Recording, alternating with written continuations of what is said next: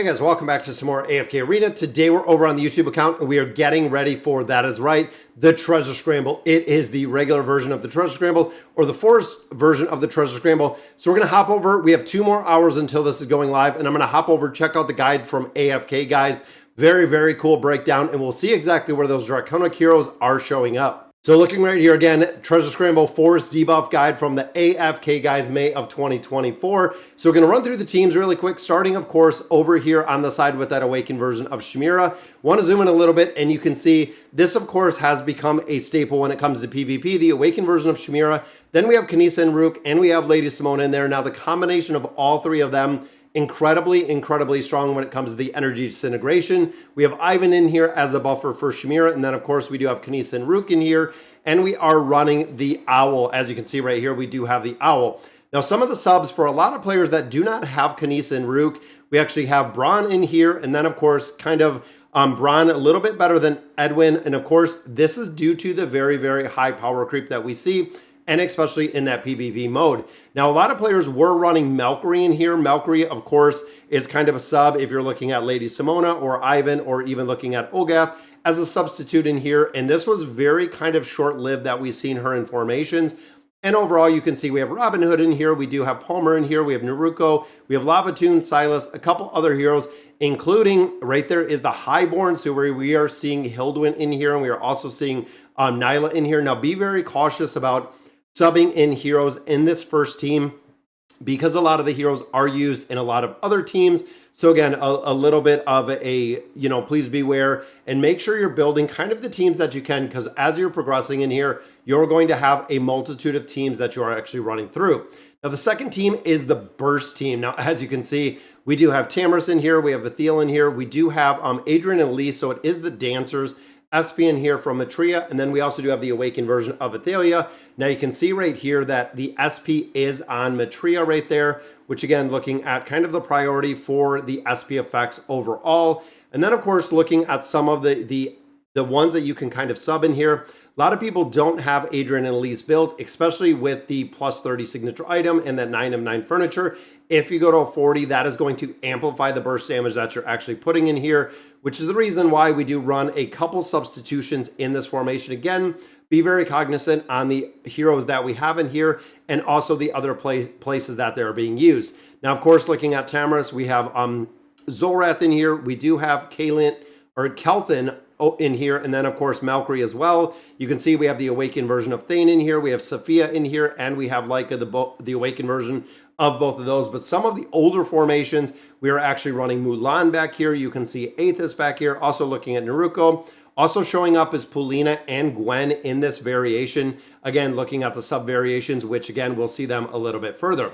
Looking at our third team, which is the Awakened version of Belinda. So this one, of course, is just the powerhouse. Now, the combination of the Awakened version of Belinda and Gavis, of course, very strong because Gavis has a big damage mitigation aspect, which means you can keep Belinda alive. Also with this, we are looking at running the Rock Lizard. Rock Lizard works incredibly well with the shielding mitigation aspect in here. And then, of course, we have Jerome as a buffer. We have Aziz as an energy battery and as that debuffer. And then, of course, we have Lavatoon, super effective in here. Now, if you're looking at some of the older school teams, we do see a couple in here with Halos. We also do see Ivan in here. We see Rain in here, which was the original version we ran in here. And then, of course, we do have Palmer in this formation, as well as a couple other kind of as the variation as we look at Belinda.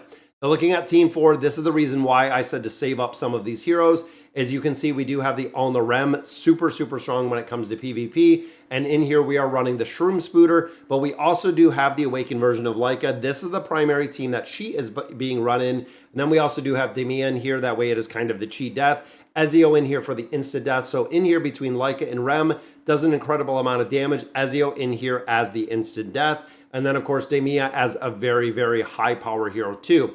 Now, if you don't have Rem, you can see we have Eugene in here. We have the Awakened version of Lucius. And the same with Leica. You can see we have Sophia in here and we have Athelia in here, as well as Rem. We have Yennefer. We have Robin Hood. A couple other substitutions in here. And then, of course, if you don't have Alna, Naruko is kind of the substitute in here. For me personally, I don't have Tarnos. So unfortunately, that's a hero that I've never built, but a very strong team indeed. And then we get into team number 5 down here, which is the Dimensional Heroes. Now you'll notice in here that Rem Ulner was running together. This is running the triple dimensional, essentially a super, super strong team. The crowd control in here is incredible because when you look at the Ice Crown pet with the combination of looking at Amelia, then of course we get the buffs rate out of Albedo, and of course the mitigation rate here, energy disintegration, and some buffs with the awakened version of Sophia. This is a very, very strong team to kill. Very, very hard to kill in PvP in a lot of different ways. This is a really, again, solidly built team because of the ability to crowd control into crowd control for an extended duration. Now you can see if you have the awakened version of Brutus in here, we do have Brutus run down here. Naruko's in a couple of these. Nyla's actually in a few of these. We see Malkry appear again.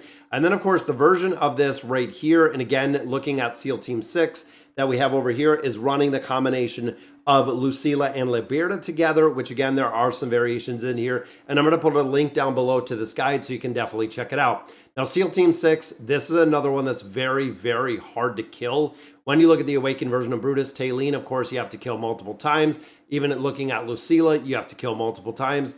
Nyla gives an incredible amount of damage, not only damage within the formation, but a lot of crowd control. And then, of course, Liberta for the healing and the crowd control aspect as well. Liberta, survivability pretty high, and the Seal ultimately to do a lot of damage. You can see if you're not running Nyla in here, we do have a couple substitutions, including, again, that Highborn. Now, one interesting that I'm not seeing in here as of yet is Cassius. Now, we've seen pretty much the rest of them in here, but we haven't seen Cassius, which is a very, very solid tank. I wouldn't be surprised if a formation like this, even looking at Cassius, looking at, like, let's say Aethys, just for the ability to really maximize the crowd control in there. And then, of course, if you don't have the original version of Taylene, we have Thorin in here, we have Matria in here, also have a couple other variations to really run in here, including Flora, because, of course, the entire team has to die in its entirety.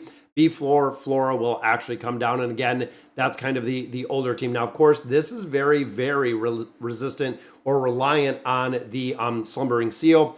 No level 15 Seal, use the Mauler Invade, which is actually being run right here. And again, there are some other variations down here. Then looking at the awakened version of Lucius, this again is a newer team that we're seeing. And this one is running the Highborn, which of course, really, really strong damage mitigation from Hildwin. We also do have some crowd control in here from the Fox Fatale. But looking at the awakened version of Lucius, remember, when you're running high level deficiency, he gets run over super easy. When you start getting into other game modes, it is incredibly, incredibly difficult to kill Lucius if you are on the same level. This is running Kelthin in here. We have Eugene in here. And then, of course, a very, very big buffer out with Palmer. And you can see kind of the variations down here. We have Vathiel in here. We have Adrian and Elise. We have a lot of the substitution heroes that we normally see within formations. Then, of course, we have the awakened version of Solus, which is right here. This is one we've actually run for a considerable amount of time. So we have the awakened version of Lucius with Aethys in there. Then we have Solus run with Neve. The combination of those two do incredibly well because Neve, of course, is going to buff up Solus. And then, of course, running Palmer in here. Baden's also a really strong substitute if you don't have that awakened version of Lucius. And then, of course, we have Tarnos down here, and then we do have Kinisa and Rook. And the bonus team, or the final team we have down here, is the awakened version of Sophia. Is Sophia. Unfortunately, again, looking at Tarnos in here, not seeing him used in a ton of different places, but this is a really, really strong combination because, of course, you have the Shroom Spooter in here, which is going to do the taunt effect, making this essentially work incredibly well within formations. And as you can see, a lot of them, like Naruko, do very, very well in a multitude of game modes, which is the reason why they are so heavy in PvP as well as a lot of other places. Not only with Naruko being able to do damage, but also providing an exceptional amount of buffs. Also a very, very solid tank. And of course, we do have Nyla showing up. But again, pretty surprised that we didn't see Cassian in this one, just because I think as a tank, he'd be pretty solid. But it is still early with those heroes overall. And I've said this from the beginning, when you look at the Draconis heroes, it is still very early for running them overall, in my opinion. So we're going to have to see exactly where they're placed, exactly which formations they go into.